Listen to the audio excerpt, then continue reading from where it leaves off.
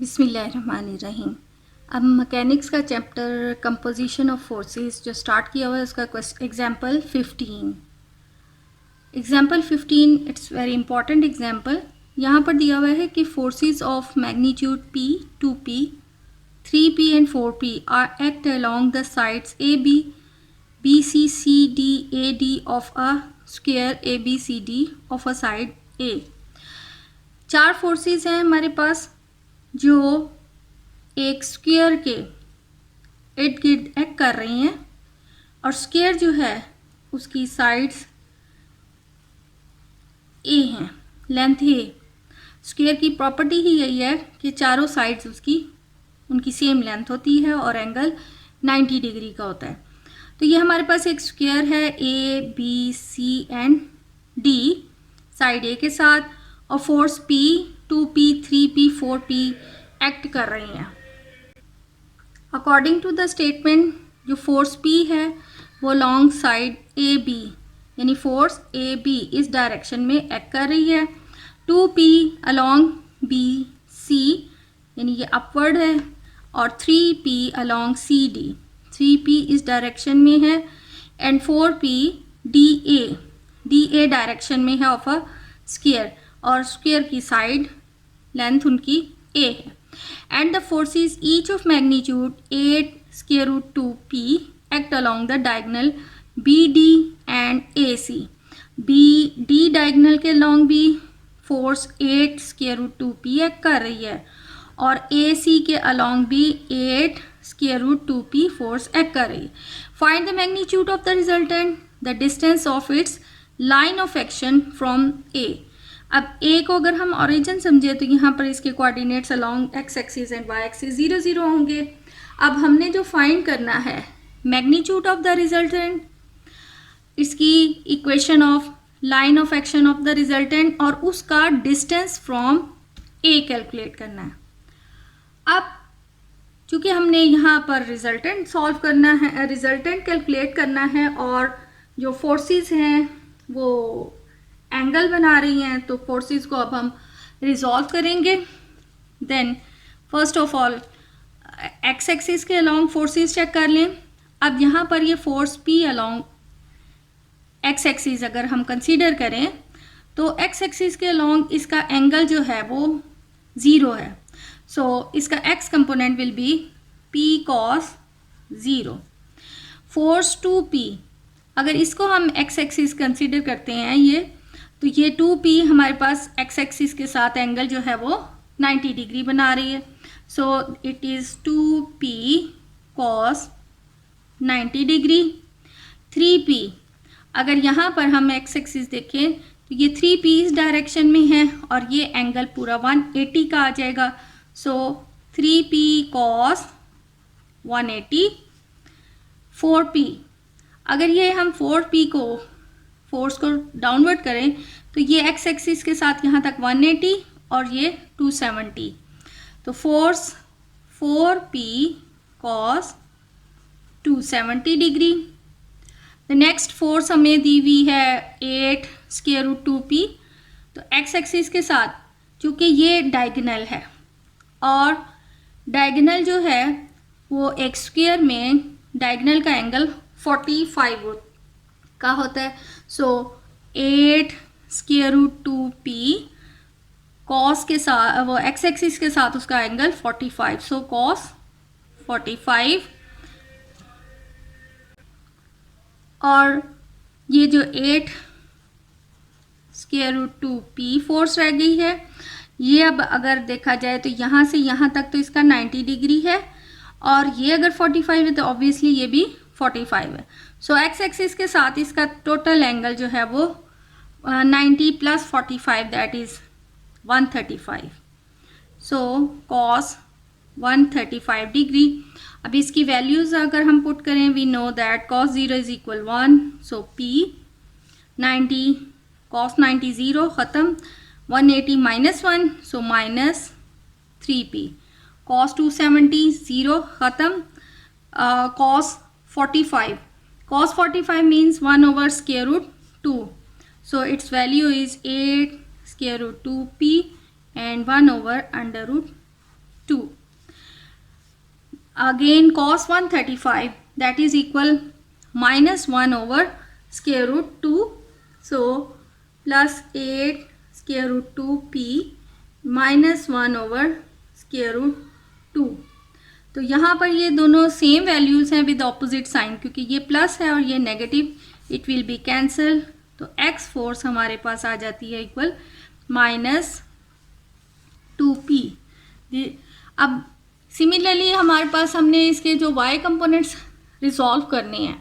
y components resolve very simple, यही angle बचा है बार बार देखने के, हम इसी को हम सिर्फ साइन के साथ लिख लेंगे. Then we have y is equal p sine 0 plus 2p sine 90, 3p sine 180 plus 4p sine 270 plus 8 square root 2p sine 45 plus 8 square root 2p sine 135.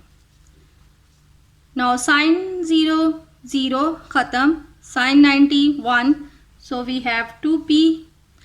Sign 180 0 ख़त्म, और sine 270 that is minus 1, so minus 4p.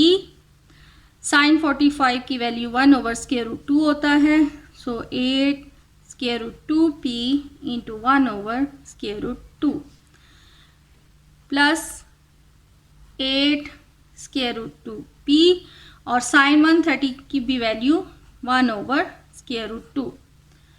तो यहाँ पर इनको अगर हम simplify करें, then we have 2p minus 4p plus 8p plus 8p.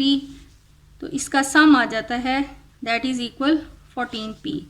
यानी y कंपोनेंट फोर्सेस का निकला है 14p एंड x कंपोनेंट निकला है माइनस 2p. तो रिजल्टेंट अब हम कैलकुलेट कर लें. We know that r is equal square root x square plus y square. Now resultant r is equal square root x square plus y square. तो x component की value निकली थी minus 2p square plus y की आई थी 14p square. तो resultant हमारे पास आ जाता है नाउ 4p स्क्वायर, 14 का square 196 p square which is equal square root 200p. यानी कि रिजल्टेंट की मैग्नीट्यूड आ गई 10 square root 2p.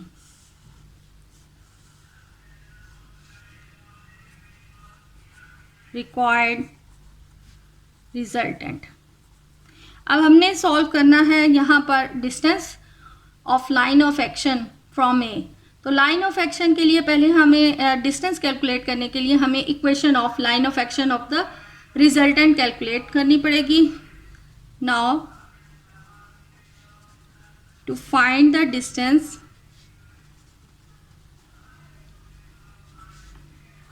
Of its line of action from A, we have equation of line of action of resultant. तो equation है G is equal X Y minus Y X. ये capital X capital Y यानी कि हमने जो forces का को resolve किया along x axis and Y axis, उनकी वैल्यू हमें मालूम है. G is the moment of all the forces. तो तमाम फोर्सेस का पहले हमें यहाँ पर जी की वैल्यू कैलकुलेट करनी पड़ेगी. और मोमेंट जो है वो इक्वल होता है, मोमेंट जो है वो इक्वल होता है फोर्स इनटू परपेंडिकुलर डिस्टेंस. तो पहले हमें यहाँ पर जी कैलकुलेट करना पड़ेगा. So now taking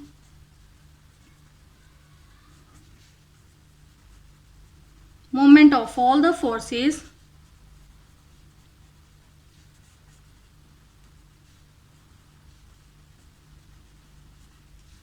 about the point A.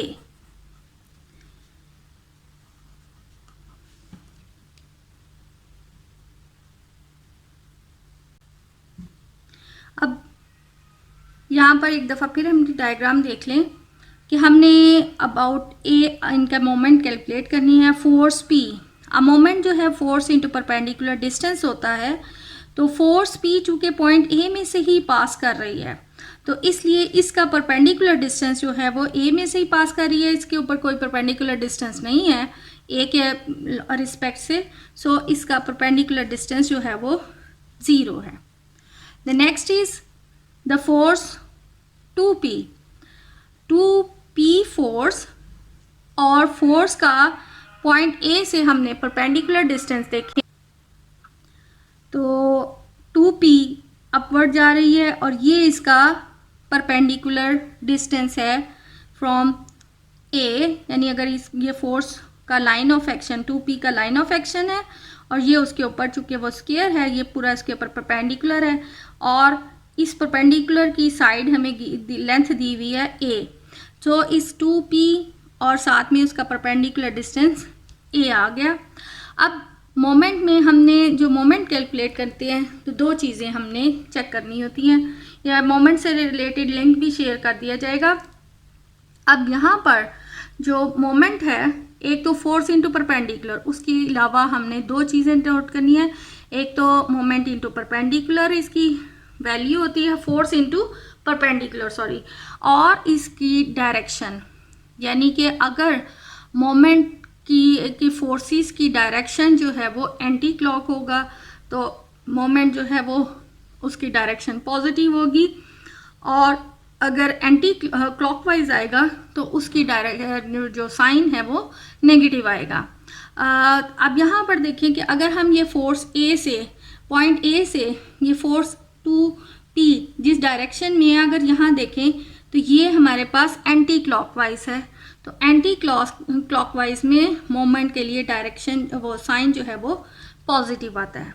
Next force है 3p, 3p का अगर लाइन ऑफ एक्शन बढ़ाया जाए तो पॉइंट ए से इसका ये परपेंडिकुलर डिस्टेंस ये है, ये AD इसका परपेंडिकुलर डिस्टेंस है, सो 3p इंटू a, और यहाँ पर अगर पॉइंट यानी थंब रख के इस डायरेक्शन में, जिस डायरेक्शन में ये है, अगर देखा जाए तो इसके इर्द गिर्द ये ऐसे रिवॉल्व करेगी, यानी कि ऐसे रिवॉल्व करने का मतलब है कि डायरेक्शन जो है वो एंटी क्लॉक है, तो डायरेक्शन एंटी क्लॉक है, सो मोमेंट के लिए sine will be positive. Again 4p, अब फोर्स भी जो है वो पॉइंट ए में से ही पास कर रही है, तो पॉइंट ए में से पास कर रही है इसलिए उसका भी जो परपेंडिकुलर डिस्टेंस है that will B 0, so plus 4p into 0। अब ये फोर्स जो यहाँ पर ये डायगोनल के अलॉन्ग एक्ट कर रही है, डायगोनल AC, वो भी चूँकि पॉइंट ए में से पास कर रहा है तो इसलिए उसका भी perpendicular distance that is 0, so 8 square root 2p into 0। अब सिर्फ ये रह जाती है फोर्स 8 स्क्वायर रूट 2p जो अलॉन्ग BD डायगोनल एक्ट कर रही है। अब BD के एक्ट अलॉन्ग कर रही है तो 8 स्क्वायर रूट 2p, और इसका अगर ये चूंकि ये हमारे पास एक स्क्वायर शेप है तो ये यहाँ AE जो साइड है वो इसके ऊपर बिल्कुल परपेंडिकुलर एक्ट हो रही है, चूँकि ये डायगोनल्स हैं एक स्क्वायर के और वो एक ही पॉइंट पर कट कर रही हैं, और वो जो कटिंग है वो एंगल जो है ये चूँकि स्क्वायर शेप होने की वजह से एंगल जो है वो इन पे 90 डिग्री का है, तो यानी हमारे पास ये जो फोर्स 8 स्क्वायर रूट 2p है उसके लिए परपेंडिकुलर डिस्टेंस जो है वो AE है, यानी यहाँ हमने AE लेंथ अभी कैलकुलेट करनी है, और यहाँ अगर पॉइंट A से हम इसकी डायरेक्शन देखें तो यहाँ पर थंब रखें अगर पॉइंट A के ऊपर, और इसको अगर हम रिवॉल्व करें तो ये हमारे पास इसकी डायरेक्शन जो है वो एंटी क्लॉक बनती है, और एंटी क्लॉक है तो ये पॉजिटिव का साइन आएगा।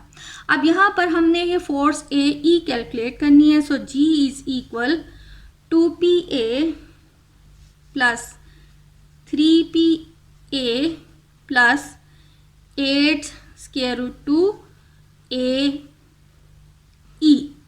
AE लेंथ अभी हमें मालूम नहीं है क्योंकि ये एक डायगोनल है। अब अगर हम ये फिगर एक देखें, यहाँ से ट्रायंगल बनती है जो ABC। ABC क्योंकि ये एक स्क्वायर फॉर्म है तो ये हमारे पास एंगल जो है वो 90 डिग्री का है in a triangle ABC। ABC triangle में अगर हम यहाँ पर देखें तो ये हमारे पास 90 डिग्री है और ये एक राइट एंगल ट्रायंगल बन गई, तो ये हमारे पास हाइपोटेनस आ जाता है और ये बेस कह लें और इसको परपेंडिकुलर। तो by Pythagoreans theorem we comes to know that hypotenuse square equal base square plus perpendicular square BC square. तो AC square is equal, AB की लेंथ है A, इसी तरह BC साइड भी A है, सो हमारे पास आ जाता है AC side is equal square root 2A। अब ये AE जो है वो हाफ ऑफ, बिल्कुल उसके मिड में है, डायगोनल है, इसलिए ये उसके हाफ के बराबर है, AC के हाफ के इक्वल है। सो AE हमने कैलकुलेट करना था जबकि हमने अभी कैलकुलेट किया है AC और AE उसके हाफ के इक्वल है, so square root 2A bye 2। तो ये हमारे पास आ जाती है value A over square root 2। अब इसको हम इसमें पुट कर लें ताकि हमारे पास G की वैल्यू आ जाए। So G is equal 3 + 2 5PA plus 8 square root 2 into A over square root 2। तो square root 2 cancel, so we have 5PA। इधर ये फोर्स P है, यहाँ force P plus 8AP, so we have 5 + 8 13PA। ये अब हमारे पास तमाम फोर्सेस का मोमेंट्स का सम कैलकुलेट हो गया। अब हमने इनका डिस्टेंस और इसकी हमने पहले line of equation of resultant calculate करनी है और फिर इसका डिस्टेंस कैलकुलेट करना है फ्रॉम द पॉइंट A। अब G हमारे पास आ गया था 13PA और अलोंग एक्स एक्सिस जो फोर्सेस रिजॉल्व हुई थी उसकी वैल्यू -2P और along y axis 14P। So now the equation of line of action हमने कैलकुलेट करना था of resultant. So we know that G is equal x y minus y and capital X. So 13PA, x capital Y की value है 14P and capital X that is -2P। हमारे पास value बन जाती है इसकी, अगर सिंप्लीफाई करें 14x, P सारी साइड से हम कैंसिल कर लें, माइनस माइनस प्लस 2y और -13A। अब हमें ये हमारे पास आई है equation of line of action of the resultant. अब हमने इसका डिस्टेंस कैलकुलेट करना है फ्रॉम द पॉइंट O, और अगर एक लाइन हमें लाइन की equation let's say AX plus BY plus C है और उसका एक पॉइंट से डिस्टेंस x1 एंड y1 है, तो उसके लिए फॉर्मूला डिस्टेंस यानी कि परपेंडिकुलर डिस्टेंस हमने जो एक पॉइंट का एक लाइन से जो कैलकुलेट करना होता है उसके लिए फार्मूला होता है, यानी अब यहाँ पर एक्स वाई की जगह हम x1 y1 पुट करेंगे। So a x1 plus b y1 plus c and over में square root a square plus b square. ये है कैलकुलस का result. Distance of a point from a line. अब हमारे पास ये इक्वेशन है, equation of a resultant, line of action of resultant, और उसका डिस्टेंस हमने फ्रॉम पॉइंट ए कैलकुलेट करना है. So now D is equal distance from point A के कोऑर्डिनेट्स चूंकि ओरिजिन है तो 0 0 0 है to the line of action of resultant, that will be D is equal. अब यहाँ पर x और y की जगह हमारे पास यानी x1 y1 की वैल्यू 0 0 है. सो